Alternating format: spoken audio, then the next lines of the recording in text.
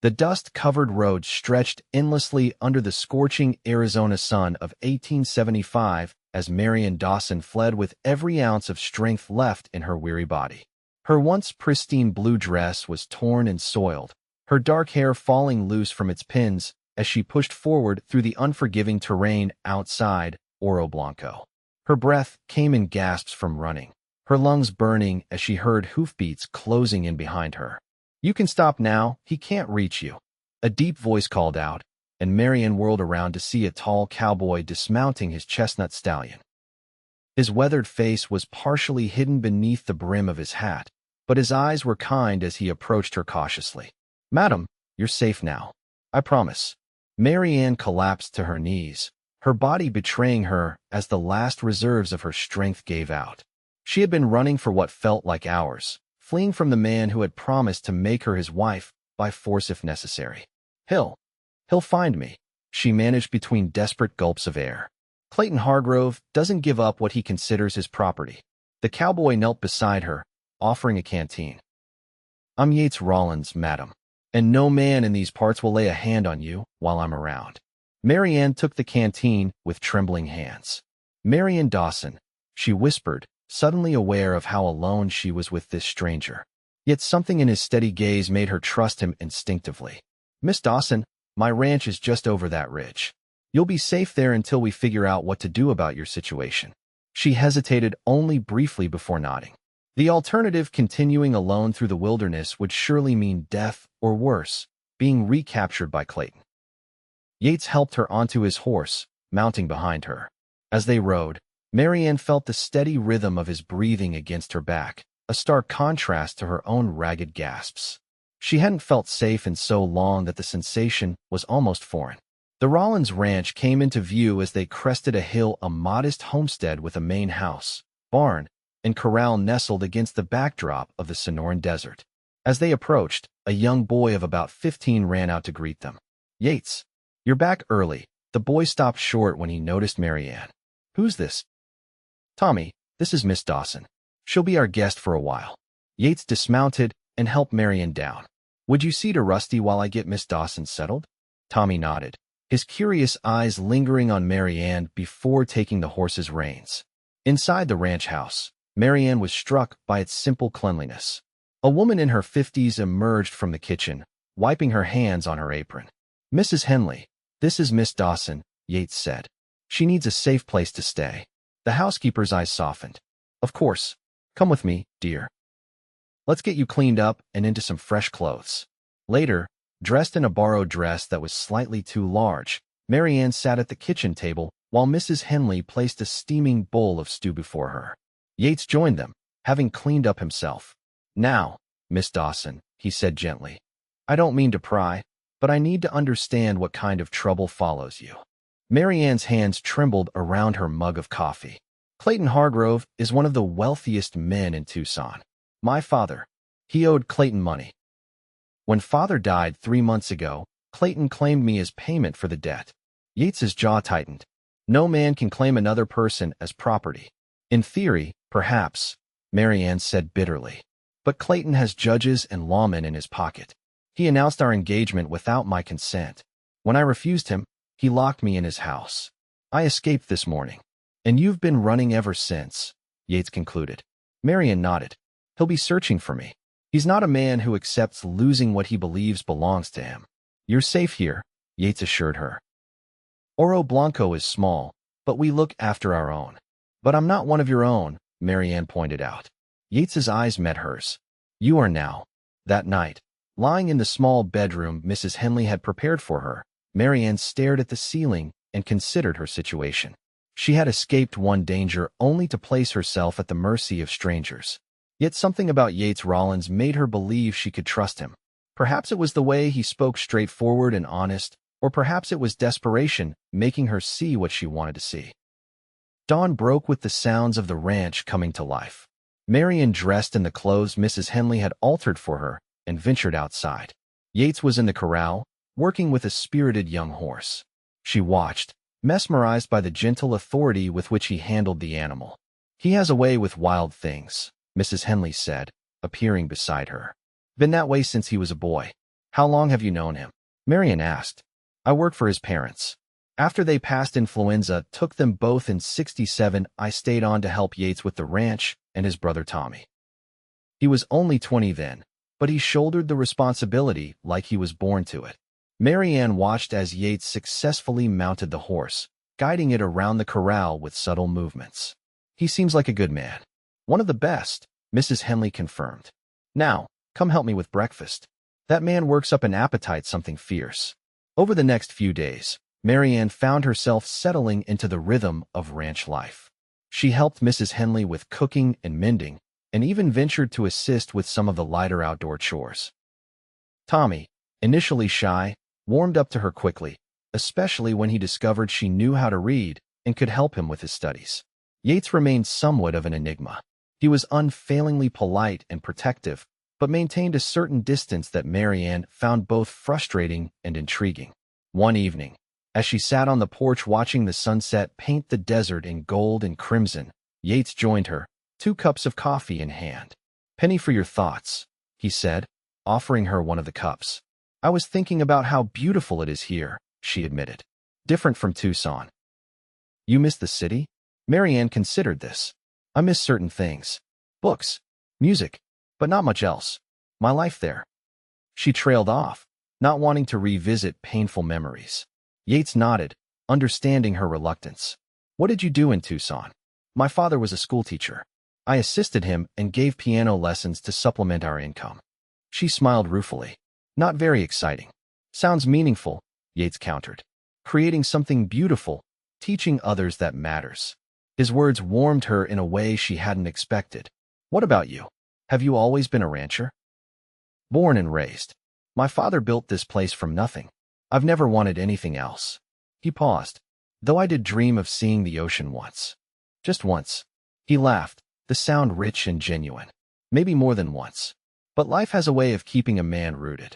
Their conversation continued as stars appeared in the darkening sky, and Marianne found herself sharing more than she had intended stories of her childhood, her mother's death when she was young, her father's struggles with debts that ultimately led to her predicament with Clayton. You deserve better than to be treated as currency, Yates said quietly. Before Marianne could respond, Tommy burst onto the porch. Yates, rider's coming. Looks like trouble. Yates was on his feet instantly. Get inside, both of you. Tell Mrs. Henley to lock the doors. Marianne felt ice in her veins. Clayton, don't know yet, but we're not taking chances.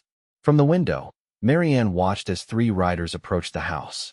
Even in the fading light, she recognized Clayton Hargrove's imposing figure at the lead. Yates stood in the yard, rifle in hand, but pointed downward, a warning rather than a threat. Evening, he called as the riders drew near. Can I help you, gentlemen? Clayton's voice carried clearly through the night air. I'm looking for a woman. Dark hair, blue eyes. She's my fiancée, and she's confused. Ran off a few days ago. No confused women here, Yates replied evenly. Just me, my brother, and our housekeeper.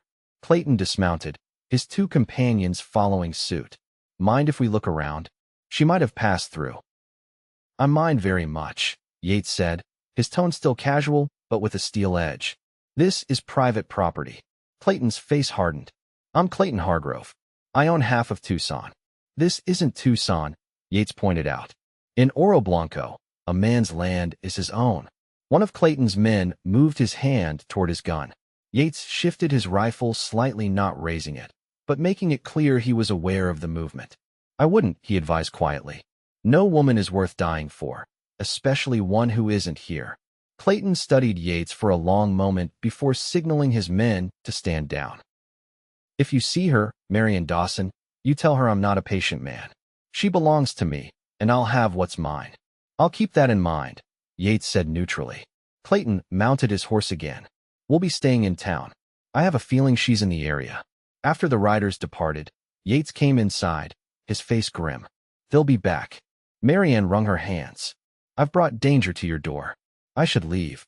And go where? Yates challenged. No, you're staying right here where I can protect you. The intensity in his voice startled her. You barely know me. I know enough, he said simply. That night, sleep eluded Marianne. She paced her small room, torn between gratitude for Yates's protection and guilt for endangering his family. When dawn came, she had made her decision. She found Yates in the barn, already at work. "I need to go to the authorities," she announced. He straightened, frowning. "The sheriff in Oro Blanco is an old friend of my father's. Good man, but he doesn't have the power to stand against someone like Hargrove. Then I'll go to Tucson, speak to the territorial judge, the same judge in Clayton's pocket?" Yates shook his head. "There's another way." "What way?" Marianne asked desperately.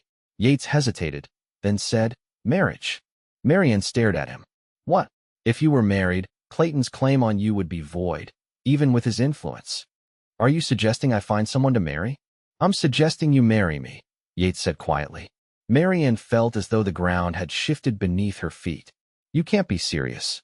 "Entirely serious," he confirmed. "It would be a marriage of convenience, of course. To protect you. Once Clayton gives up and moves on, we could reassess." The practical part of Marianne recognized the logic in his plan, but something she wasn't ready to examine felt bruised by his clinical approach. "I can't ask you to do that," she said finally. "You're not asking. I'm offering." He stepped closer. "Marianne, I won't stand by and watch him take you. This is the surest way to keep you safe." Before she could respond, Tommy came running into the barn. "Yates, Mrs. Henley says there's a telegram from town. Sheriff Jenkins wants to see you right away." Yates's expression darkened. "Stay here," he told Marianne. "Both of you." After he left, Tommy looked at Marianne with worried eyes. "Is it because of that man who came yesterday?" "Probably," Marianne admitted, guilt washing over her again. "Yates will fix it," Tommy said with absolute conviction. "He always does." Marianne wished she shared his confidence. Hours passed with no word from Yates. By mid-afternoon, Marianne's anxiety had reached a breaking point. Despite Mrs. Henley's objections, she saddled one of the gentler horses and rode toward town. Oro Blanco was little more than a dusty main street with a handful of businesses: a general store, a saloon, a small hotel, and the sheriff's office. Marianne tied her horse outside the latter and approached cautiously. Through the window, she could see Yates in heated discussion with an older man who must be Sheriff Jenkins. There was no sign of Clayton or his men, which gave her the courage to enter. Both men turned as the door opened. Yates's expression shifted from surprise to anger. "I told you to stay at the ranch." "I was worried," Marianne said simply. Sheriff Jenkins looked between them with interest. "So this is the young lady Hargrove's after?" Yates nodded grimly. "Sheriff, this is Marianne Dawson." "Marianne, Sheriff David Jenkins." "Miss Dawson," the sheriff acknowledged. "I understand you're in a difficult situation." "That's one way to put it," she agreed. "Has Clayton been to see you?" "First thing this morning," Jenkins confirmed. "Claiming you're his betrothed and suffering from some kind of nervous condition. Offered a substantial reward for your safe return." Marianne's heart sank. "And what did you tell him?" "That I hadn't seen you, but I'd keep an eye out." Jenkins's weathered face creased in a small smile. "I didn't specify what I'd do if I found you." Relief flooded through her. "Thank you." "Don't thank me yet," Jenkins cautioned. "Hargrove's not the type to give up easily. He's got his men watching the roads. And he's spreading some ugly rumors about you." "What kind of rumors?" Marianne asked, though she could imagine. "The kind designed to make people think twice about helping you," Jenkins said delicately. "Claims you stole from him, that you're unstable." "That's absurd," Yates growled. "Of course it is," Jenkins agreed. "But mud sticks, especially when it's thrown by a wealthy man." Marianne felt suddenly exhausted. "What can I do?" Jenkins exchanged a look with Yates. Yates mentioned a solution. She understood immediately. "Marriage. It would give you legal protection," Jenkins confirmed. "As a married woman, you'd be under your husband's guardianship, not subject to claims from previous suitors." The archaic law that would normally infuriate Marianne now represented her best hope for freedom. The irony wasn't lost on her. "I've been thinking about your offer," she told Yates. "If you're still willing." "I am," he said without hesitation. Jenkins cleared his throat. "As it happens, I'm authorized to perform marriages. No time like the present." Marianne's eyes widened. "Now?" "But Hargrove's men are watching the town," Yates reminded her. "If they see you, they'll report back. We need to act quickly." "I don't even have a proper dress," she protested weakly. "You look beautiful as you are," Yates said, the unexpected compliment silencing her further objections. And so, in the dusty sheriff's office of Oro Blanco, with only Sheriff Jenkins and his deputy as witnesses, Marianne Dawson became Marianne Rawlins in a ceremony that took less than 5 minutes. As they rode back to the ranch, husband and wife in the eyes of the law, Marianne struggled to process the day's events. She was married to a man she barely knew, a good man, certainly, but still a stranger in many ways. "Are you all right?" Yates asked, breaking the silence between them. "I'm not sure," she admitted. "This morning I was a fugitive, and now I'm a wife." "In name only," he reminded her gently. "Nothing has to change between us until you want it to." His consideration touched her deeply. "Thank you, Yates, for everything." At the ranch, Mrs. Henley and Tommy were beside themselves with worry until they saw Marianne and Yates return safely. When they announced the marriage, Mrs. Henley's surprise quickly gave way to practical concerns about living arrangements, while Tommy seemed thrilled at the idea of having Marianne permanently in their lives. "Does this mean I should call you sister now?" he asked excitedly. Marianne laughed, the sound surprising her. "If you'd like to." That night, Yates insisted Marianne keep her room while he slept on a cot in the study. As she prepared for bed, she caught herself absently twisting the simple gold band Yates had purchased from the general store before they left town. It felt strange on her finger, not uncomfortable, just unfamiliar.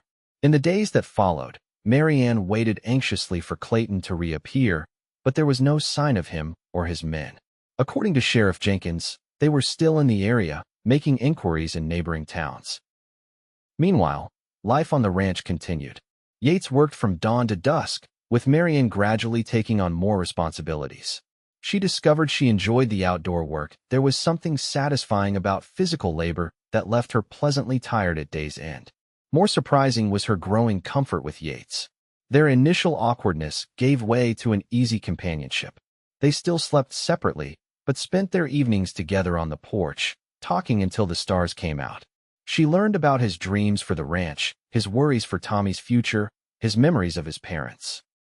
In turn, she shared stories of her own life, the good and the bad. One evening, about 2 weeks after their hasty marriage, Yates returned from town with news. "Hargrove's gone back to Tucson," he announced as they gathered for dinner. Marianne nearly dropped the plate she was holding. "Gone? Are you certain?" Jenkins confirmed it. "Apparently, he received word that Judge Parker is investigating him for some questionable business dealings. He left in quite a hurry." Relief washed over Marianne, quickly followed by confusion. "What does this mean? For us, I mean." Yates hesitated. "That's for you to decide. Our arrangement was meant to keep you safe from Hargrove. If he's no longer a threat." "You want an annulment," Marianne said, surprised by the hollow feeling the words created. "I want whatever will make you happy," Yates corrected. "If that's your freedom, then yes, we can arrange an annulment. If you need more time to decide what you want to do next, that's fine too." Mrs. Henley made a sound suspiciously like a snort. "You two are the most thick-headed people I've ever met," she muttered before excusing herself from the table. Tommy looked between them in confusion. "Why would you get an annulment? Don't you like being married?" "It's complicated, Tommy," Yates began. "It doesn't seem complicated to me," the boy argued. "Marianne's happy here. You're happier than I've seen you in years. Why mess that up?" With that, he too left the table, leaving Marianne and Yates in uncomfortable silence. "Kids have a way of cutting to the heart of things," Yates finally said, a rueful smile playing at his lips. "Is he right?" Marianne asked softly. "Are you happier with me here?" Yates met her gaze directly. "Yes. But that doesn't mean you're obligated to stay in a marriage of convenience. What if I don't want it to be just convenient anymore?" The words hung between them, charged with possibility. Yates reached across the table, his hand covering hers.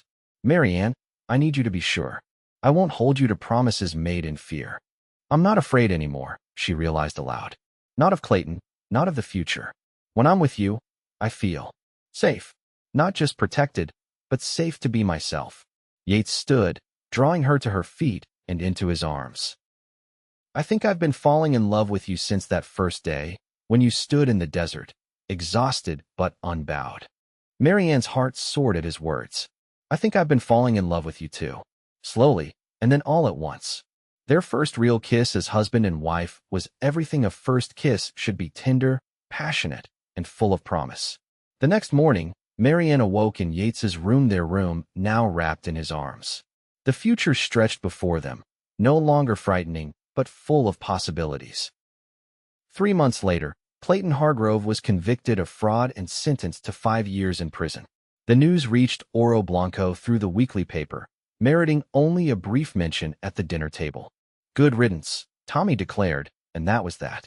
By their first anniversary, the Rawlins ranch was thriving under their joint management. Marianne had started teaching music to the children of Oro Blanco, while continuing to work alongside Yates on the ranch.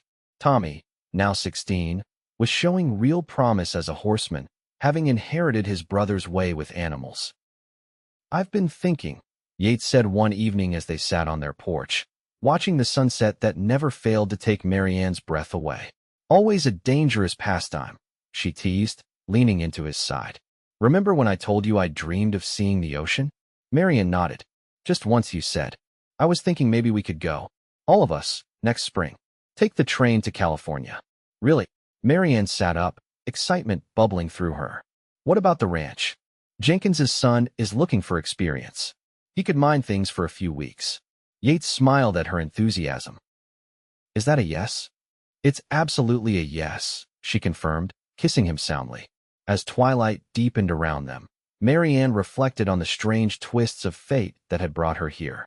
Her desperate flight from Clayton had led her not just to safety, but to love, to family, to a home that was everything she had never known she wanted. Her breath no longer came in gasps from running. Now, it caught in her throat from wonder at the life they were building together, one day at a time, under the vast Arizona sky.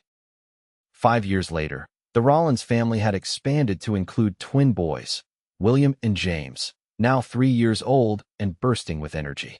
Tommy, at 21, had his own small homestead nearby, courting the schoolteacher who had taken over when the town grew too large for Marianne to teach all the children. On the anniversary of the day Yates had found Marianne running through the desert, they always took a ride together to the spot where they first met. This year was no different. "Do you ever regret it?" Yates asked as they dismounted by the twisted mesquite tree that marked the place. "Running away from Tucson that day?" Marianne smiled, taking his hand. "Never. Best decision I ever made, even if I didn't know it at the time." "Second best," he corrected, pulling her close. "Oh, what was the best then?" "Saying yes when a dusty rancher proposed a marriage of convenience." He kissed her forehead, "though I suspect now it was never going to be just convenient."